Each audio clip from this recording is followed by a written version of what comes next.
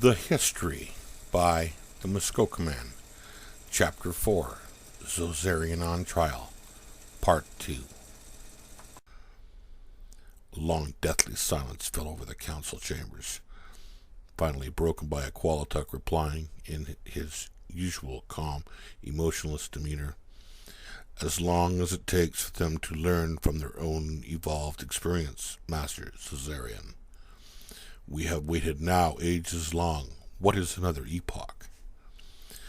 Zozerion, realizing his doom upon him, swiftly changed his composure, and immediately and humbly asked for reciprocity from the High Council concerning the matter, his only true recourse. And just as he opened with his admission of guilt, a soft, meek voice was heard from the back of the council chambers. Excuse me. The room fell silent.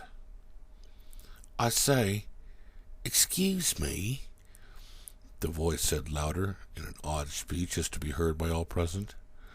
Are you going to kill Master Zozerion? 'Cause he helped us out?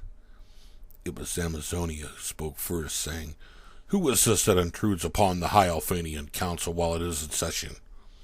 Somewhat shaken by his alien surroundings, on the lighted circle of the defendant's perch stepped Adama's youngest son, Enoch, stunning all, including Zozerion himself, who stood gleefully amused, yet perplexed as to Enoch's presence.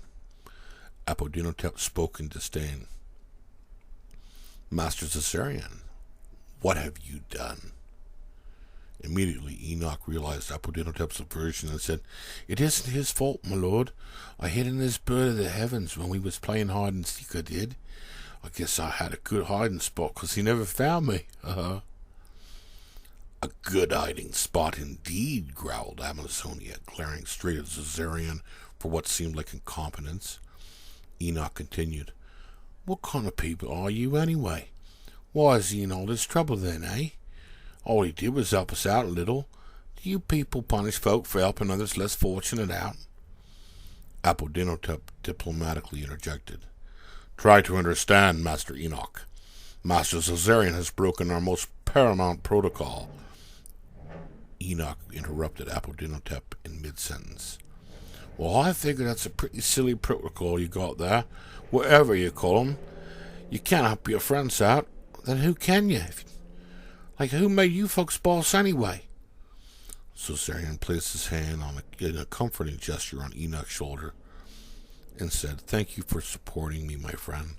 You are indeed a brave one, but it's all right. Looking down at Enoch with obvious compassion for his young friend's bold stance in spite of the formidable situation he found himself in. But I don't want you to go away, Master Zozerion, replied Enoch, with tears of sadness in his eyes, clinging to his muscled forearm. Well, well, well, said Apodinotep, ignoring Enoch completely, now looking directly at Zozerion. You have made quite a mess indeed, Master Zozerion. Not only have you broken Protocol 1 Prime, but several other Prime protocols as well, it would seem. You know the protocols, do you not, Master Zozerion? Or should we deconstruct them for you, as to redress your iniquity? Zozerion, in silence with great remorse, realized the true tenure of the council, and knew the jig was up, and so with all sorrow, slowly raised his mighty thorny club Grok high over the small human Enoch, and said, almost sobbing, Then I shall destroy them if that is the wish of the High Council. Enoch recoiled, shuddering in horror. Just then a loud, grizzled voice of Qualituk was heard to say, Stay your hand, Master Zozerion. It was Qualituk, who had remained mostly silent during their very out-of-ordinary tribunal until now, and strangely enough had found himself compelled by Zozerion's compassion for the primitive creatures, but also the passionate, befuddled plea of Enoch, and said, Master Zozerion, and Master Enoch, your words have not fallen upon deaf ears. Yet it would seem also plain for all to see that since Zozerion have made this mess, it is you who should be directly responsible for its cleaning. So in lieu of the disparaging lack of sentient life evolving in Aura since the Zenovian calamity, and considering you have already meddled in their affairs, it is my decree, if the council is in agreement, that you shall be personal mentor until such time as these creatures can be left on their own.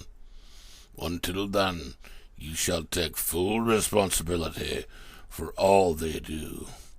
You shall serve one epoch as chief mentor to these kindred of ours, temporarily stripped of rank and title, thereby being restricted in all forms of interplanetary travel, marooned on your planet Terra, as you have named it, for one full epoch, or until such time as the High Council bids your presence.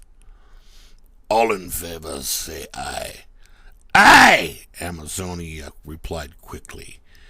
Aye! Apodinotep chimed in right behind her. Motion carried, said Equalituck. Your sentence is to be made effective immediately. You shall be escorted back by Master Voltarion and Master Baal to Terra, and there you three all shall remain to ensure a natural balance is observed amongst the castes with regards to the latest of these sentient children and their evolution. This is the judgment of this tribunal, this day of Zoltar, in the year of Rose Mercy, in the 13th epoch of Aura.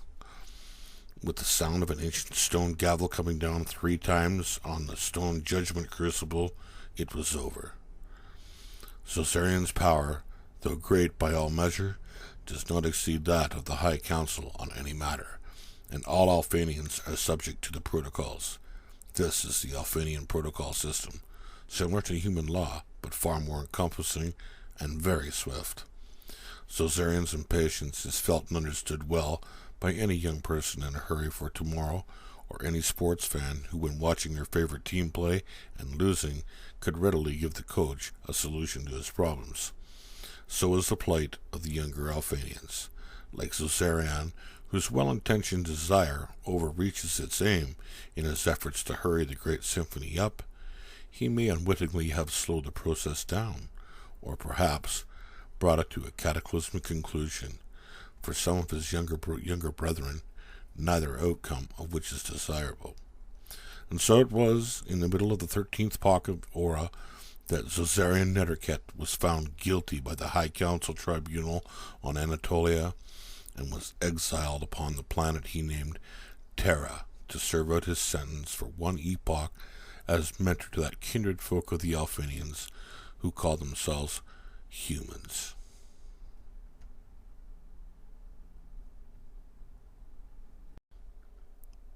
This has been the History Chapter 4 by the Muskoka Man. I hope you have liked it. If so, give me a Hail Mary and thumbs up, and we'll be seeing you soon.